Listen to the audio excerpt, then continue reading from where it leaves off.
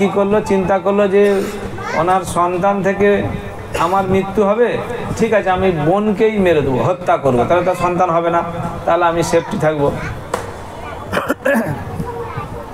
তখন কি করলেন, সঙ্গে সঙ্গে দেবকীর চুল ধরে তরবারি দিয়ে কাটতে যাচ্ছে। সঙ্গে সঙ্গে বসুদেব তো চিন্তায় পড়ে গেল। বসুদেব হচ্ছে স্বামী, সদ্য বিবাহিত স্ত্রীকে হত্যা করছে, স্বামীর কর্তব্য হচ্ছে স্ত্রীকে রক্ষা করা, আর জানে যে কংসর আসুরিক স্বভাব। তো তখন উনি সঙ্গে সঙ্গে চিন্তা করে একটু বুদ্ধি খাটালেন। বসুদেব বলছেন, কংস তোমার তো বোনের সন্তান থেকে তোমার মৃত্যুর ভয়, তোমার বোন তো তোমাকে হত্যা করবে না, তাহলে তুমি তোমার বোনকে কেন হত্যা করতে চাইছো? তো আমি কথা দিচ্ছি, তোমার বোনের থেকে যে সন্তানরা উৎপন্ন হবে সবগুলো তোমার হাতে আমি তুলে দেব। তো তখন কংস বিশ্বাস করলো। কংস কেন বিশ্বাস করলো? কংস জানতো যে বসুদেব সত্যবাদী, ও কোনোদিনও কথার কোনো খেলাপ করে না।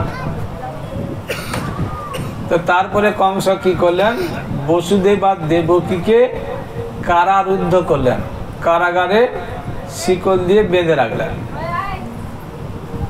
তারপরে একটি একটি করে সন্তান হয়, আর সেই সন্তানগুলো জন্ম হওয়ার পরে বসুদেব নিজে হাতে কংসের হাতে তুলে দেয়। কংস তখন কি করে, সেই সন্তানকে নিয়ে পাথরের উপরে আছাড় দিয়ে হত্যা করে। চিন্তা করতে পারছেন, মায়ের কাছে তার সন্তানকে এইভাবে হত্যা করাটা কতটা কষ্টের। একটা না, পরপর 6টা সন্তানকে হত্যা করলেন। দেবকী মায়ের প্রচণ্ড দুঃখ। তো তারপরে ভগবান কৃষ্ণ যোগমায়াকে আদেশ করলেন, যে যোগমায়াকে বললেন যে দেবকী মায়ের গর্ভে শঙ্কর্ষণ বলরাম রূপে আবির্ভূত হয়েছেন, ওনাকে মথুরাতে কংসের কারাগারে দেবকী মায়ের গর্ভ থেকে আকর্ষণ করে নন্দালয়ে রোহিণী মাতার গর্ভে স্থানান্তরিত করতে। গর্ভে বলরাম, শঙ্কর্ষণ বলরাম এসে গেছে, সেখান থেকে এই যোগমায়াকে এই সেবা করার জন্য কৃষ্ণ আদেশ করলেন, যে ওখান থেকে আকর্ষণ করে নিয়ে নন্দালয়েতে গোকুলে রোহিণী মাতার গর্ভে স্থানান্তরিত করে দাও। তো এই সেবা করার জন্য কৃষ্ণ আশীর্বাদ করলেন। এমন এক সময় হয় না, ভাইরা বোনদেরকে কিছুটা কাজ করে দেবে, তখন বলে কি দিবি বল, বলে না, সঙ্গে সঙ্গে কিছু একটা দিতে হয়, তখন বোন কাজ করে। এখানেও ভগবান কৃষ্ণ যোগমায়াকে এই সেবা করার জন্য আশীর্বাদ দিলেন, যে তুমি ওখানে স্থানান্তরিত করে যাও, তারপরে আমি দেবকী মায়ের গর্ভে জন্ম নেব, তুমি যশোদা মায়ের গর্ভে কন্যা রূপে জন্ম নেবে। আর আমি আশীর্বাদ করছি, তুমি এই সেবা করার জন্য এই জড় জগতে তোমাকে সকলে দুর্গা রূপে পূজা করবে। শ্রীমদ্ ভাগবতের 10ম স্কন্ধ 2য় অধ্যায় 10 নম্বর শ্লোকের তাৎ অনুবাদে বলছেন যে এই জগতে, জড় জগতে জড় সম্পদ প্রদান করার শক্তি হচ্ছে, তুমি শক্তির ব্যাপারে তুমি সর্বশ্রেষ্ঠ। এই জগতে জড় সম্পদ দেওয়ার মতো শক্তি মা দুর্গা থেকে আর কেউ বেশি শক্তিশালী নেই। সেই জন্য এই জড় জগতের লোকেরা তোমাকে পশু বলি এবং বিভিন্ন উপাচার সহকারে পূজা করবে। ভগবান কৃষ্ণ আশীর্বাদ দিলেন। ভাগবতের তার পরের শ্লোকের 11-12 শ্লোকে 10ম স্কন্ধের 2য় অধ্যায়ের অনুবাদে বলছেন, এই জগতে বিভিন্ন জায়গায় বিভিন্ন নামে তোমাকে পূজা করবে। কি কি নামে পূজা করবে সেগুলো আমি কিছু কিছু আপনাদের কাছে বলবো।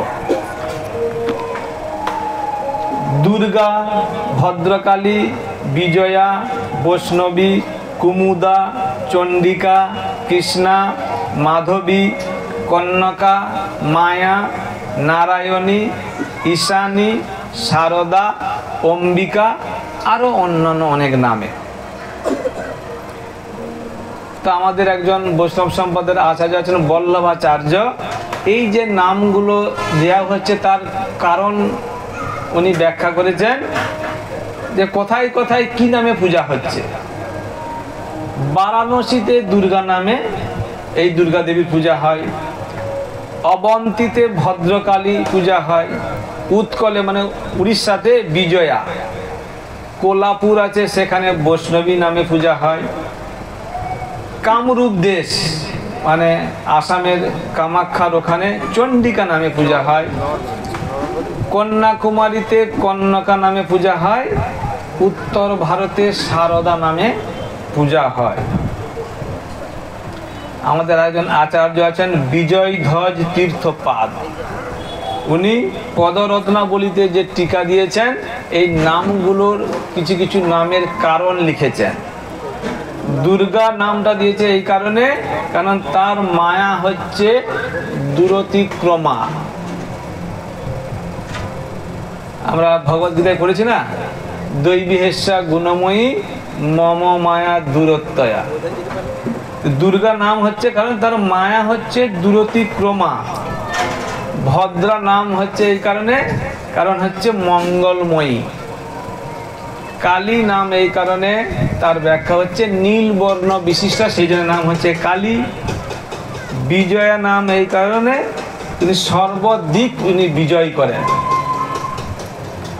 বৈষ্ণবী নাম এই কারণে উনি হচ্ছেন বিষ্ণু বলে বলিয়ান, বিষ্ণু থেকে শক্তি প্রাপ্ত হয়ে বিষ্ণু শক্তির বলে বলিয়ান।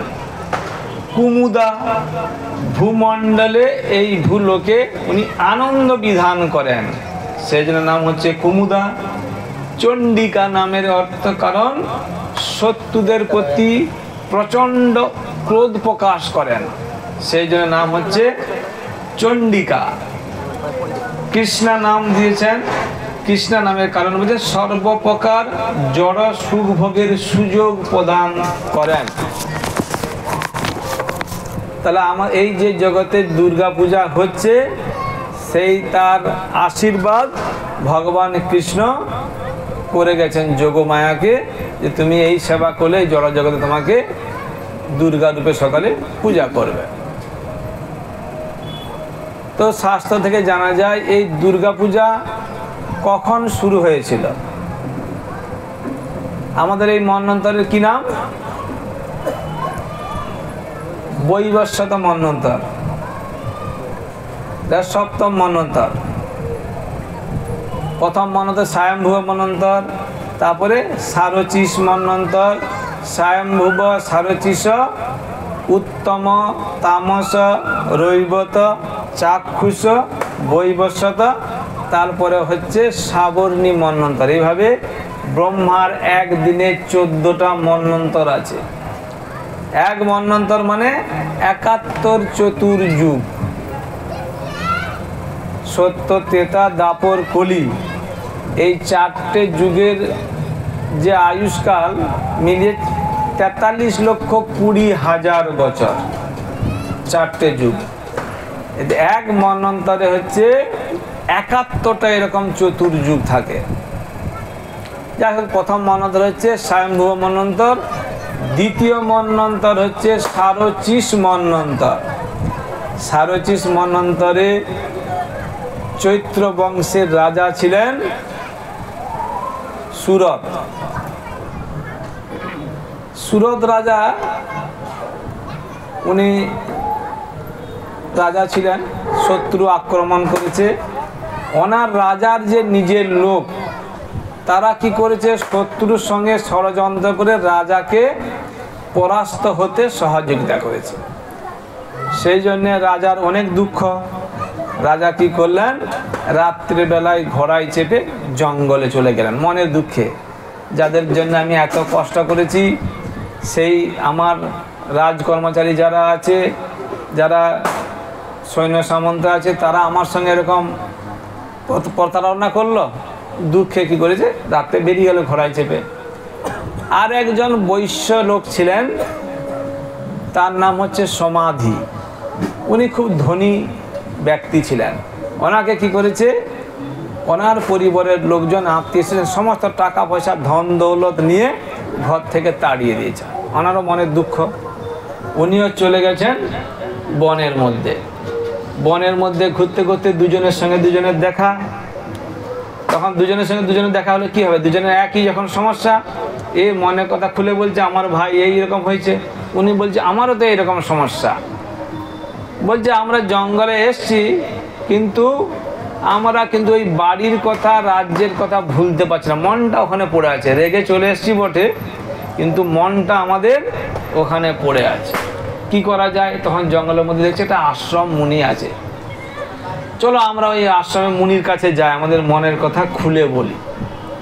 তো বৈশ্য সমাধি আর রাজা সুরত দুজনে গেলেন, গিয়ে ওই মুনিকে বললেন যে আমাদের এরকম এরকম ঘটনা, আমরা তো চলে এসেছি, কিন্তু আমাদের পরিবারের কথা বাড়ির কথা সবসময় মনে পড়ছে, কি করব আমরা? বলছে তোমরা হচ্ছে এই মহামায়ার মায়াতে আচ্ছন্ন হয়ে আছো, তো তোমরা এক কাজ করো, এই শরৎকালে দুর্গা পূজা করো। দুর্গা পূজা করার ফলে তোমরা এই মহামায়া থেকে মুক্তি পাবে। তো পরপর 3 বছর দুর্গা পূজা করলেন। দুর্গা পূজা করার পরে মা দুর্গা সন্তুষ্ট হয়ে আশীর্বাদ দিতে চাইলেন। রাজা সুরত কি বললেন, আমার রাজ্য ফিরে পেতে চাই, সেই সঙ্গে সঙ্গে আমার দিব্য জ্ঞানও চাই।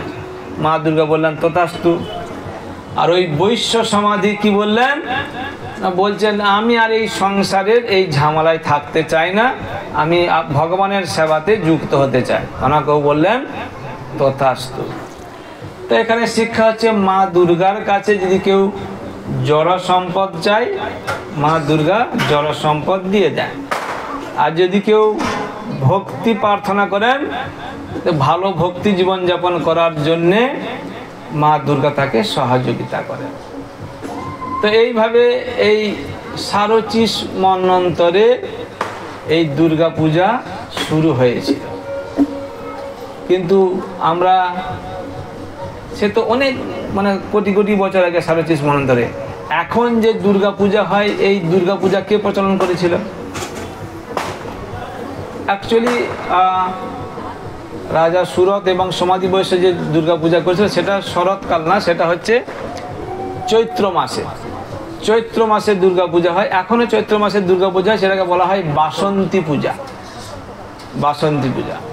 তো এই শরৎকালে এটাকে অকাল বোধন বলা হয়। অকাল বোধন মানে অকালে পূজা, অসময়ে পূজা, সেই জন্য অকাল বোধন বলা হয়। এই অকাল বোধন কখন কিভাবে শুরু হয়েছিল?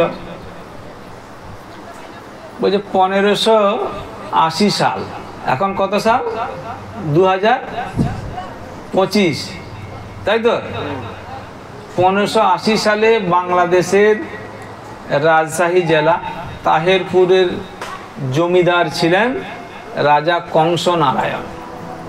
সেই সময় ভারতবর্ষের শাসন করতেন সম্রাট আকবর। উনি রাজা কংস নারায়ণ ছিলেন বাংলাদেশের সুবেদার এবং দেওয়ান। তো ওনার অধীনে ওখানে পরিচালনা করত বাংলাদেশে। তো অনেক ওনার যে পিতা ছিলেন, রাজা কংস নারায়ণের পিতা হচ্ছে কুলুক ভট্টাচার্য। কুলুক ভট্টাচার্য কি করেছেন, মনু সংহিতা যে আছে সেই মনু সংহিতার টিকা লিখেছিলেন। তো রাজা কংস নারায়ণ কি করলেন, যেহেতু সুবেদার এবং নায়েব ছিলেন, দেওয়ান ছিলেন, তো অনেক ধন সম্পত্তি অনেক উপাধি পেয়েছিলেন রাজার কাছ থেকে। উনি এক সময় এই সমস্ত পরিত্যাগ করে বারেন্দ্র শ্রেণীর যে ব্রাহ্মণ, এই সমাজের নেতা হয়ে উনি ব্রাহ্মণ সমাজকে সংস্কার করতে চাইলেন। তখন কি করলেন, সমস্ত পণ্ডিতদেরকে ডেকে বললেন আমি একটা মহাযজ্ঞ করতে চাই, আপনারা বলুন কি যজ্ঞ করব, আপনারা আমাকে পরামর্শ দেন। তারা তো এই যে এই কংস নারায়ণ, ওদের বংশগত কুলপুরোহিত হচ্ছে যে বাংলাদেশের নাটোরের কাছে আছে বাসুদেবপুর। তো সেখানে একটি ভট্টাচার্য পরিবার ছিল, শ্রীযুক্ত রমেশ শাস্ত্রী, বিখ্যাত পণ্ডিত। তো উনি সমস্ত পণ্ডিতদেরকে নিয়ে আলোচনায় বসলেন কি করা যায়, মহাযজ্ঞ বলতে কি বোঝায়। তো বিচার করে দেখলো মহাযজ্ঞ হচ্ছে 4টে মহাযজ্ঞ। একটা হচ্ছে বিশ্বজিৎ মহাযজ্ঞ, রাজসূয় মহাযজ্ঞ, আর অশ্বমেধ যজ্ঞ, আর গোমেধ যজ্ঞ।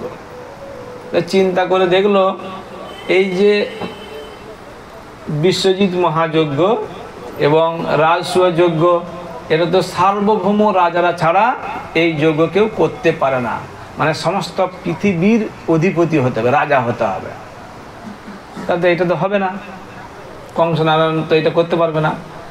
আর অশ্বমেধ যজ্ঞ, গোমেধ যজ্ঞ, এ তো মহাপ্রভু কলিযুগের জন্য শাস্ত্রে নিষেধ করা আছে, আমরা জেনেছি। তাছাড়া এই 4টে যজ্ঞই করা হতো যারা ক্ষত্রিয় তারা করতেন, কিন্তু এই ব্রাহ্মণরা তো এই যজ্ঞ করতে পারবে না। তো এই চিন্তা ভাবনা করতে করতে রমেশ শাস্ত্রী মশাই বললেন যে কুলপুরোহিত কংস নারায়ণের পরিবারের, উনি বললেন যদি রাজা সুরত যেহেতু দুর্গা পূজা করেছিলেন, আপনি এই শরৎকালে দুর্গা পূজা করুন। সমস্ত অন্যান্য পণ্ডিতরা বলে হ্যাঁ হ্যাঁ ঠিকই বলেছেন, দুর্গা পূজা করলে আপনি স্বর্গ লাভ করতে পারবেন। তো সকালে রাজি হয়ে গেল। সেই সময় এই 1580 সালে 8.5 লক্ষ টাকা খরচা করে দুর্গা পূজা হয়েছিল। কত টাকা? কত বছর আগে? আজ থেকে 450 বছর আগে। 1580 সালে 8.5 লক্ষ টাকা খরচা করে দুর্গা পূজা বাংলাদেশে হয়েছে। এদিকে আমাদের নদিয়া ডিস্ট্রিক্ট, সেখানে ভবানন্দ মজুমদার 1606 সালে দুর্গা পূজা করেছিলেন এই শরৎকালে। 1711 সালে ত্রিপুরার রামেশ্বর ন্যায়ালঙ্কার, উনিও এই শরৎকালে দুর্গা পূজা করেছিলেন 1711 সালে। তারপরে 1758 সাল কলকাতার শোভাবাজার রাজবাড়ির রাজা নবকৃষ্ণদেব লর্ড ক্লাইভকে সন্তুষ্ট করার জন্য খুব ধুমধাম সহকারে দুর্গা পূজা করেছিলেন। তো এখন যে আমাদের এই শরৎকালে দুর্গা পূজা হয়, তার মেন জনক হচ্ছে রমেশ শাস্ত্রী মশাইয়ের নির্দেশে রাজা কংসনারায়ণ চালু করেছিলেন। তো এই দুর্গা পূজা চলে আসছে, দুর্গা দেবীর পূজা। কিন্তু আমাদের অনেক সময় কিছু কিছু জায়গায় শোনা যায় আরে রামচন্দ্র দুর্গা পূজা করেছিল। শুনেছেন আপনারা? শুনেছেন? তো প্রকৃতপক্ষে মূল যে রামায়ণ, বাল্মীকি রামায়ণ বা রামচন্দ্রের যে রামচরিত মানস তুলসীদাস গোস্বামী লিখেছেন, সেখানে রামচন্দ্রের এই দুর্গাপূজার কাহিনী নেই। কীর্তিবাস ওঝা যে বাঙালি বাংলা রামায়ণ লিখেছেন, সেখানে লেখা আছে যে রামচন্দ্র চিন্তা করলেন এই শরৎকালটা হচ্ছে রাবণের সঙ্গে যুদ্ধ করার প্রশস্ত সময়, শক্তি লাভ করার জন্য দুর্গাপূজা করেছিলেন। কিন্তু এই কথা বাল্মীকি রামায়ণ বা তুলসীদাসের যে রামচরিত মানস এবং উড়িয়া ভাষায়, আসামি ভাষায়, মারাঠি ভাষায়, উর্দু ভাষায়, কন্নড় ভাষায় সবাইকার আলাদা আলাদা রামায়ণ আছে। কোনো রামায়ণে এই রামচন্দ্রের দুর্গাপূজার কথা বলা নেই। তবে মহাভারত ভীষ্ম পর্ব 23 অধ্যায়ে বর্ণনা আছে, যখন কুরুক্ষেত্রের যুদ্ধের সময় অর্জুনকে নিয়ে কৃষ্ণ কৌরবদের সামনে উপস্থিত হয়েছিলেন, সেই সময় কৃষ্ণ অর্জুনকে বললেন তুমি যুদ্ধে জয়লাভ করার জন্য মা দুর্গার স্তুতি করো। অর্জুন তখন রথ থেকে নেমে মা দুর্গার স্তুতি করলেন, সঙ্গে সঙ্গে মা দুর্গা আশীর্বাদ করলেন, তোমার চিন্তা নেই, তোমার সঙ্গে ভগবান পরমেশ্বর কৃষ্ণ আছে, তোমার জয়লাভ সুনিশ্চিত। কৌরব তো দূরের কথা, ইন্দ্র পর্যন্ত তোমাকে পরাস্ত করতে পারবে না। তারপরে আমরা শুনেছি আমাদের শাস্ত্র থেকে যে গোপিকারা এই কার্তিক মাসে কাত্যায়নী পূজা করেছিলেন। শ্রীমদ্ ভাগবতে দশম স্কন্ধে বর্ণনা আছে, কার্তিক মাসে 1 মাস গোপিকারা কি করলেন, সকালবেলায় যমুনায় স্নান করে হবিষ্যান্ন খেয়েছিলেন এবং মাটি দিয়ে দুর্গা মাতা মূর্তি বানিয়েছিলেন। চন্দন বেটে ফুল ফল দীপ দিয়ে 1 মাস ধরে পূজা করেছিলেন। তো সেখানে বর্ণনা করা হচ্ছে, যদিও ওখানে দুর্গা পূজা বলা হচ্ছে, কিন্তু প্রকৃতপক্ষে ওনারা যোগমায়া দেবীর পূজা করেছিলেন। কিন্তু আচার্যরা ব্যাখ্যা করছেন, যদি গোপিকারা দুর্গা পূজা করেও থাকেন, গোপিকাদের উদ্দেশ্য কি ছিল এই কাত্যায়নী ব্রত করার? আমরা যেন নন্দসুত কৃষ্ণকে আমাদের প্রতিরূপে প্রাপ্ত হতে পারি। গোপিকাদের মনোভাব এই রকম, ওনারা কৃষ্ণকে পাওয়ার জন্য যা করতে হয় তাই করতে প্রস্তুত, তাই না? আমরা শুনেছি কৃষ্ণের মাথা ব্যথা হচ্ছে, নিজেদের চরণ ধুলি দিয়ে দিয়েছে। তখন উদ্ধব বলছে, আরে তোমরা, নারদ মুনি, তোমরা কি করছো? তোমরা চরণ ধুলি দিচ্ছ, জানো না তোমাদেরকে চরণ ধুলি দিলে নরকে যেতে হবে? আমরা নরকে যাই, কোনো অসুবিধা নেই, ভগবান কৃষ্ণ সুস্থ হবে কিনা বলো? বলে হ্যাঁ, তাহলে ঠিক আছে। এই হচ্ছে গোপিকাদের মনোভাব। তো এইভাবে যে দুর্গা দেবীর যে তত্ত্ব আমাদের ব্রহ্ম সংহিতায় ব্রহ্মা লিখেছেন, সৃষ্টি স্থিতি প্রলয় সাধন শক্তি রেখা ছায়েব যস্য ভুবনানি বিভর্তি দুর্গা ইচ্ছানুরূপমসি যস্য চেষ্টতেসা গোবিন্দমাদি পুরুষম তমহং ভজামি। মানে এই জড়জগতের সৃষ্টি স্থিতি প্রলয়কারিণী যে দুর্গা দেবী, তিনি হচ্ছেন ভগবান, ভগবানের চিৎশক্তি বা চিন্ময় শক্তির ছায়া স্বরূপা। দুর্গা দেবী হচ্ছে ভগবানের যে চিৎশক্তি বা স্বরূপ শক্তির, তার ছায়া স্বরূপা। ইচ্ছানুরূপমসি চেষ্টতেসা, ভগবানের ইচ্ছা অনুযায়ী এই জড় জগৎকে পরিচালনার সেবা করেন মাতা দুর্গা দেবী। বুঝে গেল? তো দুর্গা দেবী এই জগতে, এই জড় জগতের দায়িত্বে উনি আছেন, এই জগতের মাতা বলা হয়, এবং শিব ঠাকুরকে বলা হয় এই জগতের পিতা। ওনারা স্বামী স্ত্রী মিলে এই জড় জগৎকে পরিচালনা করছেন। আমাদেরকে বিভিন্নভাবে পরীক্ষা নিরীক্ষা করেন। আমরা যদি উপযুক্ত হই ভক্তিপথে, তখন উনি এখানে পরীক্ষায় পাশ করলে তখন উনি ভগবত ধামে ফিরে যাওয়ার জন্য আমাদেরকে দরজা খুলে দিতে সাহায্য করবেন। আর আমরা যদি মা দুর্গার কাছে ধন দৌলত টাকা পয়সা চাই, স্বর্গ সুখ চাই, তাহলে কি হবে?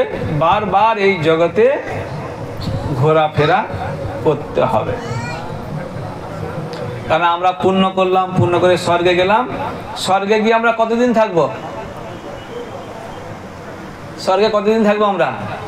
যতদিন আমাদের পুণ্যটা থাকবে। পুণ্য যত, স্বর্গ ভোগ করতে করতে আমাদের পুণ্যটা ক্ষয় হবে। পুণ্য যখন শেষ হয়ে যাবে, ভগবান কৃষ্ণ ভগবদ্গীতায় বলেছেন, ক্ষীণে পুণ্যে মর্তলোকং বিশন্তি। যখন আমাদের পুণ্য শেষ হয়ে যাবে, তখন আবার এই জড় জগতে আমাদের ফিরে আসতে হবে। তো সেই জন্যে আমরা যদি এই জগতের বাইরে যেতে চাই, সেই জন্য আমাদেরকে ভগবান কৃষ্ণের শরণাপন্ন হতে হবে। শাস্ত্রে বলা হচ্ছে শ্রীমদ্ ভাগবতমে, নিম্নগানাং যথা গঙ্গা দেবানাম অচ্যুত যথা। সমস্ত নদীর মধ্যে গঙ্গা হচ্ছে শ্রেষ্ঠ, দেবানাম অচ্যুত, সমস্ত দেবতাদের মধ্যে হচ্ছে অচ্যুত ভগবান কৃষ্ণ হচ্ছে শ্রেষ্ঠ। নিম্নগানাং যথা গঙ্গা দেবানাম অচ্যুততা বৈষ্ণবানাং যথা শম্ভু পুরাণানাম ইদম তথা। সমস্ত বৈষ্ণবদের মধ্যে শ্রেষ্ঠ বৈষ্ণব হচ্ছে শম্ভু বা শিব ঠাকুর। পুরাণানাম ইদম তথা, সমস্ত পুরাণের মধ্যে ভাগবত হচ্ছে শ্রেষ্ঠ। পদ্ম পুরাণে ভগবান শিব পার্বতীকে নিজে বলছেন, আরাধনাং সর্বেশাং বিষ্ণু আরাধনাং পরাম। সমস্ত দেবদেবীদের আরাধনার মধ্যে বিষ্ণু আরাধনা হচ্ছে শ্রেষ্ঠ। তস্মাৎ পরতরং দেবী, তার থেকেও সে হচ্ছে তদীয়নাম সমর্চনম, তার ভক্তদের পূজা করা। তো এইটা ভগবান শিব ঠাকুর পার্বতীকে বলছেন, সমস্ত দেবতাদের মধ্যে শ্রেষ্ঠ হচ্ছে বিষ্ণু আরাধনা করা। তো সেই জন্যে আমরা এই জগতে আছি, আমরা এই জগতে থেকে আমরা মা দুর্গার কাছে আমরা আশীর্বাদ পাত্র। মা দুর্গা দুরকম কৃপা করে, একটা হচ্ছে সকপট কৃপা, একটা হচ্ছে নিষ্কপট কৃপা। আমরা যদি ধন দৌলত টাকা পয়সা অর্থ সম্পত্তি চাই, মা দুর্গা দিয়ে দেবে। কারণ ভগবান কৃষ্ণ ভাগবতে বলছেন যে এই জড় সম্পদ দেওয়ার শক্তি হচ্ছে সর্বশ্রেষ্ঠ মা দুর্গা। কিন্তু এই জড় সম্পদ যদি আমরা শুধু চাই, তাহলে কিন্তু আমরা এই জগতের বাইরে বেরোতে পারব না। এই যে 14 লোক আছে, এই 14 লোকে একবার নাগরদোলার মতো উপরে উঠবো, আবার নিচে নামবো। ভূলোক ভুবলোক, স্বর্গলোক মহালোক জনলোক তপলোক সত্যলোক। নিচের দিকে অতল বিতল সুতল তলাতল মহাতল রসাতল পাতাল। এই 14 ভুবনের মধ্যে আমরা এই ঘুরপাক খেতে থাকব।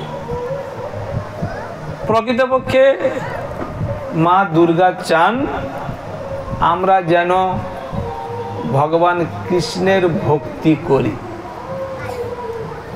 কিছু উদাহরণ আছে আমাদের বৈষ্ণব, পরম বৈষ্ণব নরোত্তম দাস ঠাকুরের কাহিনী আছে। নরোত্তম দাস ঠাকুরের নাম কারা কারা শুনেছেন? নরোত্তম দাস ঠাকুর খুব উন্নত স্তরের বৈষ্ণব ছিলেন। নরোত্তম দাস ঠাকুর শ্যামানন্দ প্রভু এবং শ্রীনিবাস আচার্য, আমরা জানি বৃন্দাবন থেকে গোস্বামী গ্রন্থ নিয়ে আসছিলেন, বন বিষ্ণুপুরে চুরি হয়েছিল না? তো এই নরোত্তম দাস ঠাকুর একবার খেতুড়িতে ছিলেন। খেতুড়িতে যখন ছিলেন সেই সময় রামচন্দ্র কবিরাজ, রামচন্দ্রের সঙ্গে মাগে নরোত্তম দাস, ওনার সঙ্গে খুব ভালো সম্পর্ক। ওনার দুজনে একদিন পদ্মা নদীতে স্নান করতে যাচ্ছেন। যাবার সময় দেখছেন দুজন ছেলে, সুন্দর যুবক, দুজন অনেকগুলো ছাগল আর মেষ নিয়ে যাচ্ছে। তখন নরোত্তম দাস ঠাকুর বললেন যে এই সুন্দর যুবকরা, এরা যদি হরি ভজন করত তাহলে এদের জীবনটা সার্থক হতো। তো ওই দুই ভাই ওই কথা শুনতে পায়, নরোত্তম দাস ঠাকুর কথা। কিছুক্ষণ পরে ওনাদের কাছে চলে আসে, যেখানে রামচন্দ্র কবিরাজ এবং নরোত্তম দাস ঠাকুর ছিলেন। আসার পরে জিজ্ঞাসা করলেন যে প্রভু, প্রণাম করে বললেন যে ওনাদের দিব্য রূপ এবং কি বলবো মধুর বাক্য শ্রবণ করে ওরা খুব আনন্দ পেলেন। বললেন আপনারা আমাদেরকে কিছু ভগবত তত্ত্ব জ্ঞান প্রদান করুন। তখন নরোত্তম দাস ঠাকুর এবং রামচন্দ্র কবিরাজ এই জড় জগতে যে আমাদের কর্মকাণ্ডের যে কর্মফলের এই সংসার চক্রের বন্ধন, কিভাবে আমরা কষ্ট পাই, এই বন্ধন থেকে মুক্তি পাওয়ার জন্য গোবিন্দের ভজন করার কথা উপদেশ করলেন। তো ওনারা দুজনে বললেন আপনার কথা শুনতে আমরা খুব আনন্দ পাচ্ছি। চরণে পড়ে বললেন আমরা আপনার চরণে শরণাগত, দয়া করে আপনি আপনারা আমাদের কৃপা করুন, আপনাদের চরণে শরণ নিতে চাই। তখন কি করলো ওরা, ওই যে ছাগল আর কিছু মেষ ছিল ভেড়া ছেড়ে দিয়ে দুজনের সঙ্গে চলে এলো। একসঙ্গে গঙ্গা স্নান করলেন। গঙ্গা স্নান করার পরে এই নরোত্তম দাস ঠাকুর এবং রামচন্দ্র কবিরাজ একটা মহাপ্রভু মন্দিরে ছিলেন, সেখানে ওরাও চলে গেল। পরের দিনে কি করলেন, ওরা দুজনে মাথা ন্যাড়া করে, তিলক পরে, মালা পরে, ধুতি পরে দীক্ষা নিয়ে নিলেন। বললেন তোমাদের বাড়ি কোথায়? জিজ্ঞাসা করছেন। আমাদের বাড়ি হচ্ছে গোয়াস গ্রাম, খেতুরির পাশে একটি গোয়াস গ্রাম। বাবার নাম হচ্ছে শিবানন্দ আচার্য, ওনার ছেলে আমরা। বাবা বলেছিল যে দুর্গা পূজা হবে, বলি দিতে হবে, সেই জন্য এই ছাগল মেষ আমরা নিয়ে যাচ্ছিলাম। তো ওনার বাবা খবর পেলো আমার ছেলে দুটো মন্দিরে চলে গেছে, বৈষ্ণব হয়ে গেছে। বাবার তো প্রচণ্ড রাগ, দুটো ছেলে একসঙ্গে যদি আশ্রমে চলে যায় কী অবস্থা হবে। তো কিছুদিন পরে ওই দুজন ছেলে বাড়িতে ফিরে এসছে। বাড়িতে যখন ফিরে এসছে দেখতে শিখা, তিলক, মালা, বৈষ্ণব ব্রেশ দেখে তো প্রচণ্ড রেগে যায়। রেগে গিয়ে বলছে, কোন শাস্ত্রে আছে বলো যে বৈষ্ণব ব্রাহ্মণ থেকে শ্রেষ্ঠ? তোমরা মা ভগবতীর অবমাননা করেছো, তোমাদের জীবনটা পুরো ব্যর্থ। আমি প্রমাণ করব যে তোমাদের এই বৈষ্ণব থেকে ব্রাহ্মণ শ্রেষ্ঠ। তখন ওরা উনি কী করলেন, ওনার সঙ্গে আরও যে সমস্ত পণ্ডিত ছিল শিবানন্দ আচার্যের সঙ্গে, ওদের সঙ্গে শাস্ত্র আলোচনা হয়। আলোচনা করার পরে এরা মানে শিবানন্দ আচার্য ওনার বাবা আর ওই পণ্ডিতরা কিছু বলতে পারে না। তখন বলে ঠিক আছে, আমরা আরও অনেক বড় পণ্ডিতকে নিয়ে আসবো। মিথিলা থেকে মুরারি নামে একজন বিখ্যাত পণ্ডিত ছিল, তাকে নিয়ে এসছে এবং ঘোষণা করে দিল যে এরকম এখানে আমরা তর্ক সভা করব, ব্রাহ্মণ শ্রেষ্ঠ না বৈষ্ণব শ্রেষ্ঠ। সেই মিথিলা থেকে মুরারি পণ্ডিতকে নিয়ে এসছে, তর্ক আলোচনা হচ্ছে।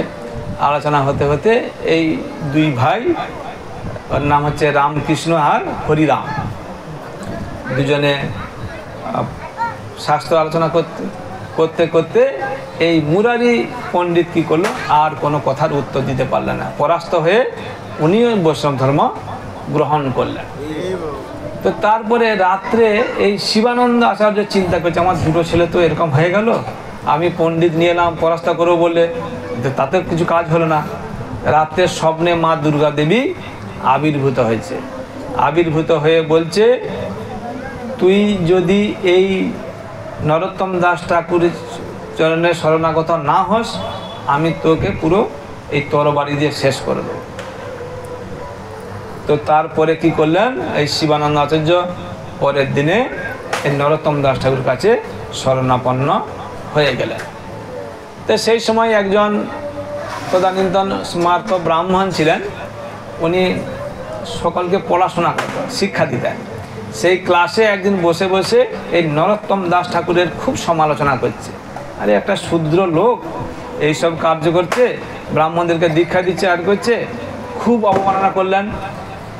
খুব কম সময়ের মধ্যে ওই ব্রাহ্মণের কি হয়েছে, কুষ্ঠব্যাধি হয়ে গেল। কুষ্ঠব্যাধি হওয়ার পরে তো যন্ত্রণায় প্রচণ্ড কষ্ট পাচ্ছে। উনি মনে মনে চিন্তা করলেন, ঠিক আছে, আমি আর এই কষ্ট সহ্য করতে পারছি না, আমি গঙ্গায় ডুব দিয়ে প্রাণ বিসর্জন দেব।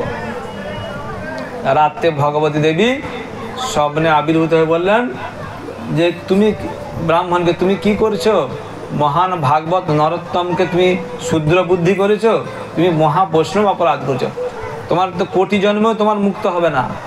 তোমার মঙ্গল হবে তুমি যদি খুব সত্তর ওনার চরণে গিয়ে ক্ষমা প্রার্থনা করো, তোমার মঙ্গল হবে। তো তারপরের দিনে গলবস্ত্র নিয়ে ওই ব্রাহ্মণ কি করলেন, নরোত্তম দাস ঠাকুরের চরণে প্রতিদিন আমার তো ভুল হয়ে গেছে, আপনি আমাকে ক্ষমা করে দেন, এবং রাত্রে স্বপ্নর কথা বললেন। তখন নরোত্তম দাস ঠাকুর ওনাকে আশীর্বাদ করলেন, তোমার কৃষ্ণ ভক্তি হোক। গামভিলা বলে একটি জায়গা ছিল ওই বাংলাদেশে, সেখানে রাজা, ওর রাজের নাম হচ্ছে নরোত্তম দাস ঠাকুরের শিষ্য, আমরা ভুলে যাচ্ছি, গঙ্গানারায়ণ চক্রবর্তী বিখ্যাত পণ্ডিত ছিলেন।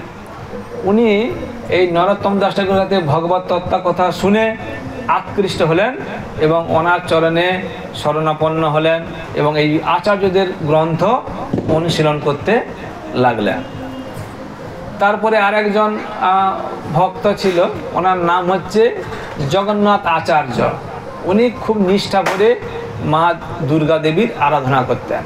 মা দুর্গা দেবী স্বপ্নে একদিন ওনাকে আবির্ভূত হয়ে বলে, জগন্নাথ আচার্যকে তুমি এক কাজ করো, নরোত্তম দাস ঠাকুরের চরণে শরণাপন্ন হও এবং তুমি কৃষ্ণ ভজন করো। তো তারপরের দিনে ওই জগন্নাথ আচার্য নরোত্তম দাস ঠাকুরের কাছে এলেন, ওনার কাছে শরণাপন্ন হয়ে মা দুর্গা দেবীর এই স্বপ্নের কথা বললেন। নরোত্তম দাস ঠাকুর তখন ওনাকে বললেন, তোমাকে কৃষ্ণ অনেক কৃপা করেছে, তুমি খুব ভাগ্যবান।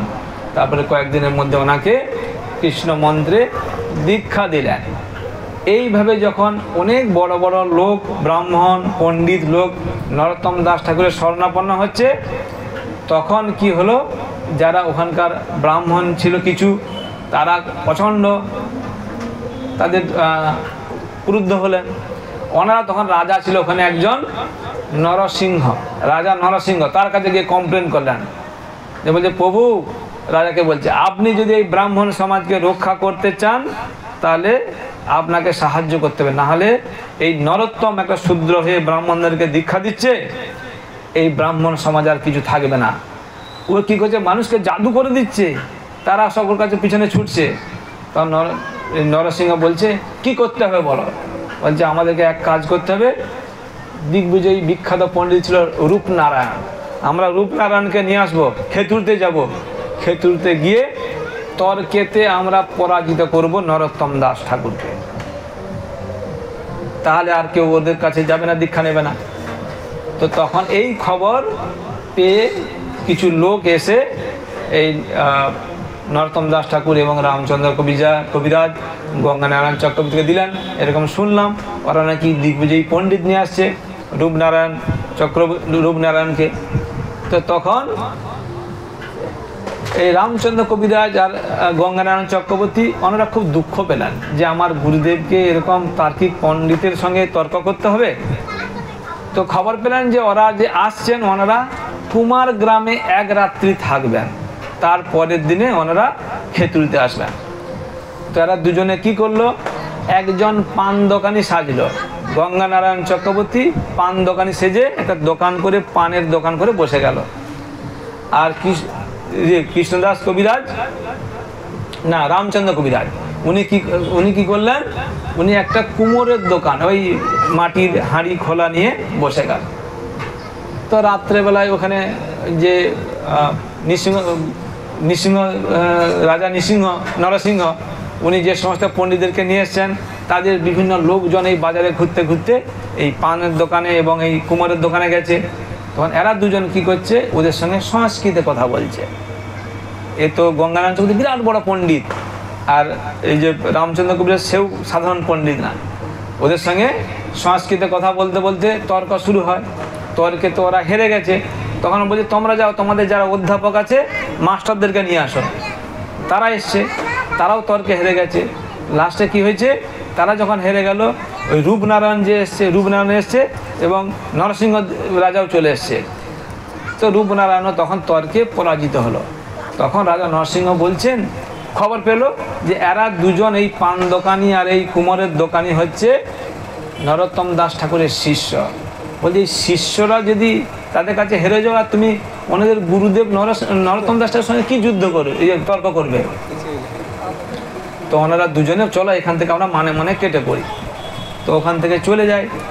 রাত্রে মা দুর্গার স্বপ্নে বলছে যে যদি না তুমি কাল, তোমরা দুজনই স্বপ্ন দেখছে, কালকে সকালে গিয়ে নরোত্তম দাস ঠাকুরের চরণে ক্ষমা ভিক্ষা করে শরণাপন্ন হয়ে দীক্ষা না নাও, আমি এই তরবারি দিয়ে তোমাদেরকে পুরো বিনাশ করে দেবো। পরের দিন ওরা কী করলেন, সকালবেলায় গেলেন, সকালবেলা গিয়ে নরোত্তম দাস ঠাকুরের কাছে গেলেন।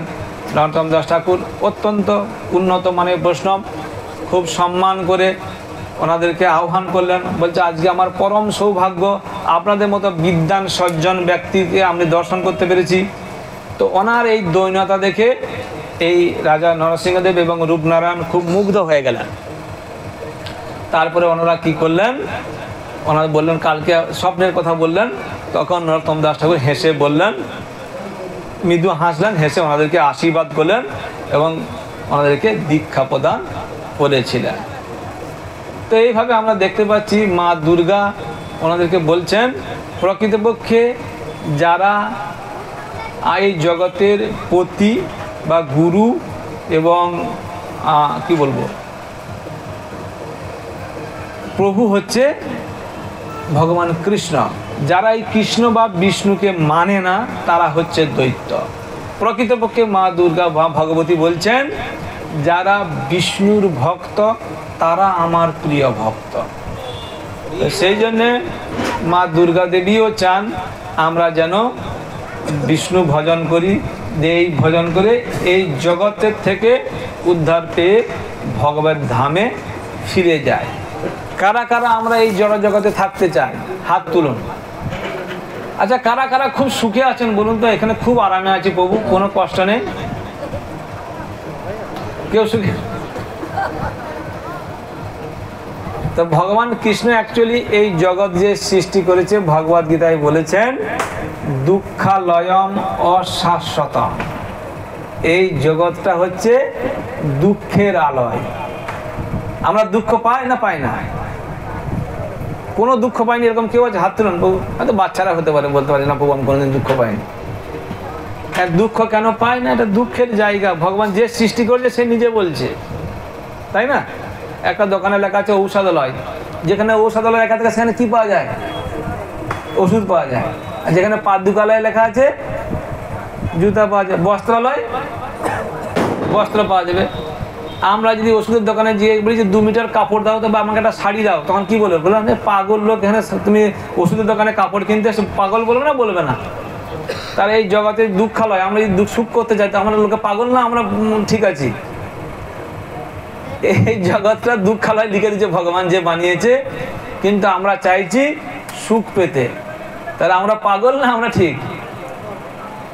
এই জগতে সুখ নেই, সুখের ঝিলিক মাত্র। বিদ্যুতের যেমন সামান্য অন্ধকার রাতে কালবৈশাখী বৃষ্টি হঠাৎ চিকমিক চিকমিক করে একটু আলো জ্বললো, দেখতে দেখতে শেষ বোঝা যায় না।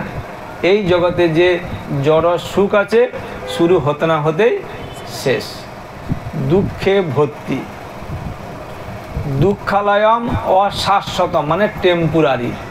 এই জগতে সব কিছু টেম্পুরারি। তবু আমরা বলি প্রভু আমাদের একটা পার্মানেন্ট চাকরি লাগবে, একটা পার্মানেন্ট ঘর করবো, বলি না? বলি না? পার্মানেন্ট বাড়ি করলে কত বছর থাকে? পার্মানেন্ট বাড়িটা 100 বছর, 200 বছর। পার্মানেন্ট চাকরি কত বছর থাকে? 60 বছর। কিন্তু এই জগতে সব কিছু টেম্পুরারি। আজকে যে বাচ্চা আছে 2 দিন পরে সে যুবক হবে, তার কিছুদিন পরে সে বৃদ্ধ হবে, তারপরে সে একদিন সময়ের সাথে সাথে দেহ ত্যাগ করে এই জড় জগৎ থেকে চলে যেতে হবে। আজকে যে গরিব আছে কালকে বড়লোক হতেও পারে, আজকে যে ধনী আছে কালকে সে গরিব হতেও পারে।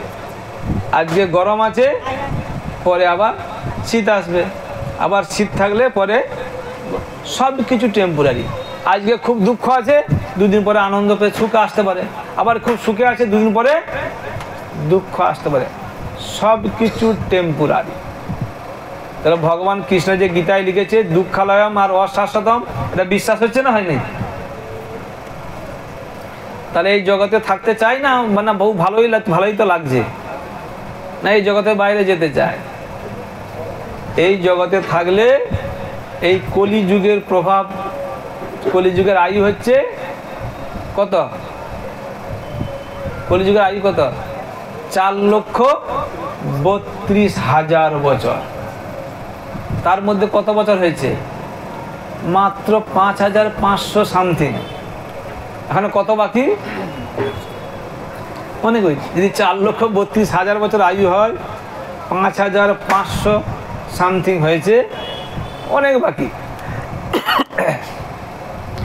এই যুগের প্রভাবে আমরা যদি বিচার করি, আমরা আমাদের জীবনে 20 বছর, 30 বছর, 40, 50 বছরে যে পরিবর্তন দেখছি, সমাজে যে পরিবর্তন, সেই পরিবর্তনটা ভালোর দিকে যাচ্ছে না খারাপের দিকে? ভালো না খারাপের দিকে? কিন্তু আমরা মনে করছি তো কত উন্নত। আগে ইলেকট্রিক লাইন ছিল না, আগে আমাদের হারিকেন বা লণ্ঠনে আলো জ্বলতো, এখন বিদ্যুৎ আলো জ্বলছে। আগে আমরা হাত পা করতাম, এখন ফ্যান চলছে, এসি চলছে। আগে কাঁচা রাস্তা ছিল, এখন পাকা রাস্তা হয়েছে, তাই না? আগে তো বাজার ঘাট অনেক দূরে ছিল, এখন শপিং মল হয়ে গেছে, সব কিছু পাওয়া যায়। কিন্তু এতটা সুবিধা হয়েছে, কিন্তু প্রকৃতপক্ষে আমাদের যে সুখ, শান্তি, প্রেম, ভালোবাসা, বিশ্বাস, শ্রদ্ধা, এগুলো নষ্ট হচ্ছে না? হয়নি? আগে অনেক বড় বড় পরিবার একসঙ্গে থাকতো, 3-4 ভাই, তাদের স্ত্রী সন্তান একসঙ্গে থাকতো। এখন থাকে এরকম গ্রামে আছে নাকি 4-5 ভাই একসঙ্গে আছে, 15 জন 16 জন 20 জন 25 জনের ফ্যামিলি।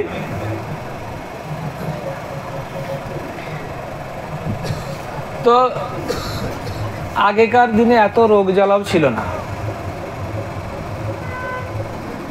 এই কলিযুগের প্রভাবে ভাগবতে বলা হচ্ছে প্রায় না অল্প আয়ুষ সভ্য কলা বস্মিন যুগে জনা মন্দা সুমন্দ মতয় মন্দ ভাগ্যই উপদ্যুতা। এই কলিযুগের প্রায় না অল্প আয়ুষ সভ্য, আমাদের আয়ু অল্প না বেশি? আমাদের আয়ু কত অ্যাকচুয়ালি? আমাদের আয়ু নির্ধারণ করা আছে 100 বছর, কিন্তু আমরা কত 100 বছর বাঁচি? 50-60-এর পর থেকে কে যে কখন চলে যাবে কোনো ঠিক নেই। কেন? এটা কলিযুগের প্রভাব। আয়ু 100 বছর, কিন্তু এখনই আমরা দেখতে পাচ্ছি মাত্র 5000 বছর হয়েছে আমাদের আয়ু চলে এসছে এই 60, 70, 80 মেরে কেটে। প্রায় না অল্প কলা বসবে, এই কলিযুগে আয়ু মানুষের অল্প, এটা আমরা চোখে দেখতে পাচ্ছি। মন্দা, আমরা অলস। অলস না অলস নয়, আমরা পারমার্থিক কর্মে খুব অলস, অন্য সব কাজে খুব পটু। যদি বলি যে ওখানে একটা অর্কেস্ট্রা হচ্ছে, কলকাতা থেকে একটা বিখ্যাত হয়তো কোনো একটা শিল্পী আসছে, আমরা ছুটি না। যদি বলি হরিনাম হচ্ছে, ভাগবত কথা হচ্ছে, যাই, মনটা যেতে চায় না।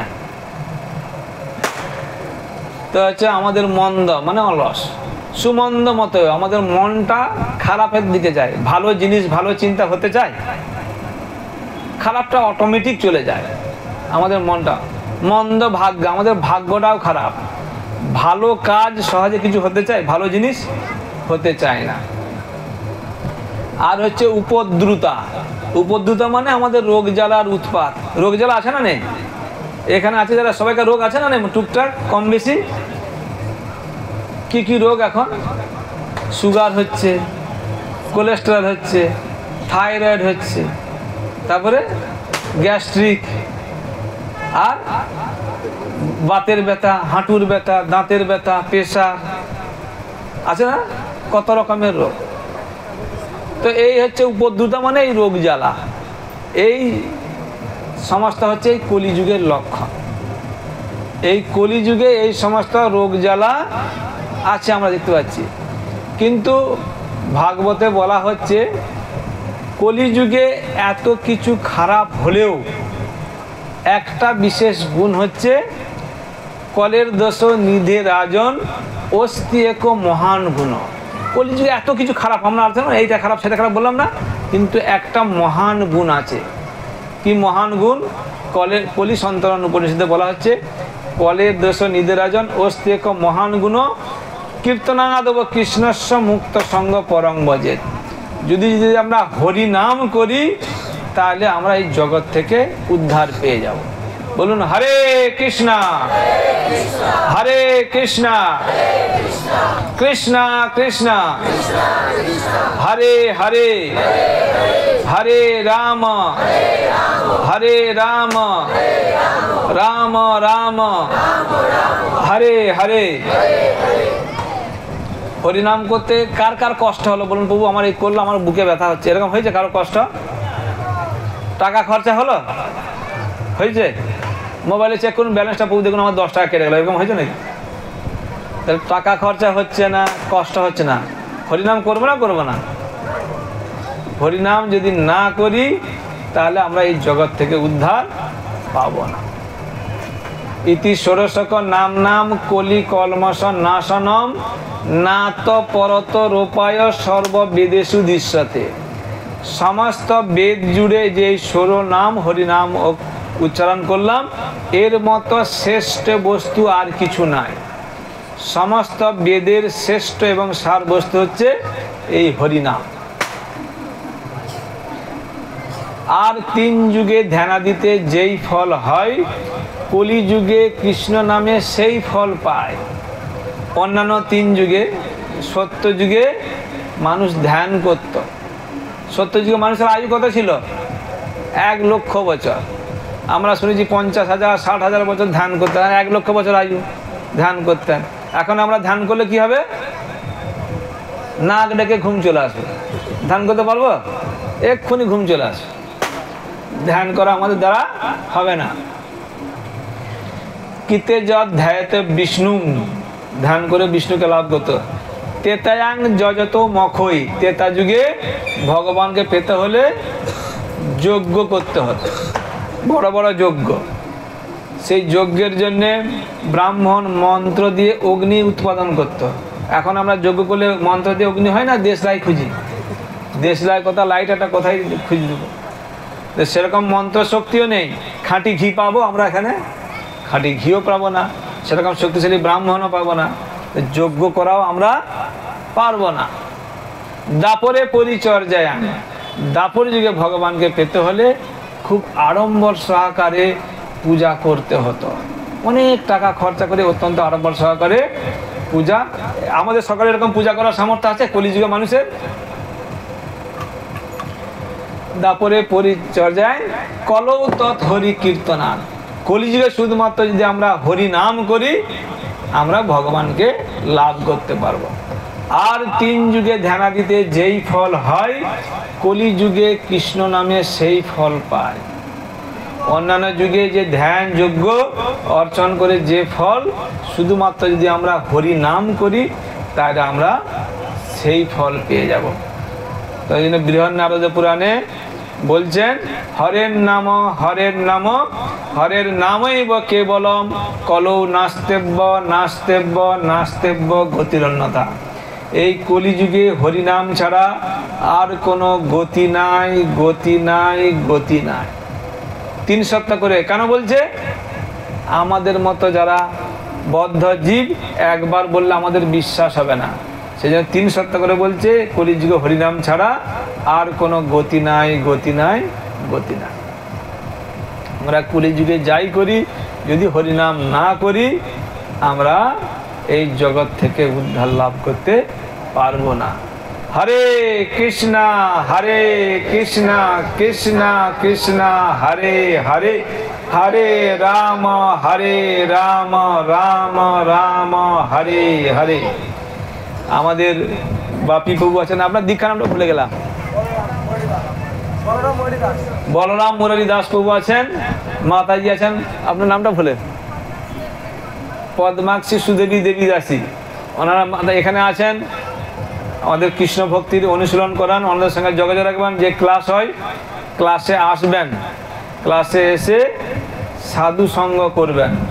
গীতা ভাগবত যেগুলো আমাদের আচার্যরা মুনি ঋষিরা দিয়েছেন, ছিল প্রভুপাদ, এই সমস্ত যে গ্রন্থগুলো আছে